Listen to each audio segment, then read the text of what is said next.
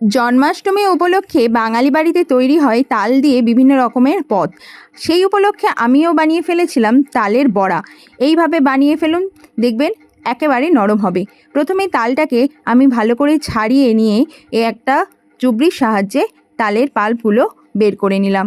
তারপর ওর মধ্যে একে একে সমপরিমাণ নারকেল কোড়া, চিনি এবং ময়দা দিয়ে খুব ভালো করে মেখে নিলাম।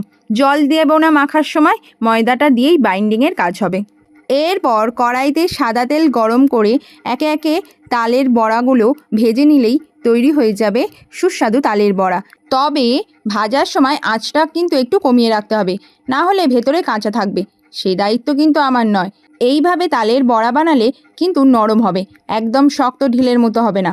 ঝটপট দেরি না করে বানিয়ে ফেলুন তালের বড়া। কেমন হলো অবশ্যই আমাদেরকে জানাবেন। দেখা হচ্ছে এরকম নতুন একটা রান্না নিয়ে।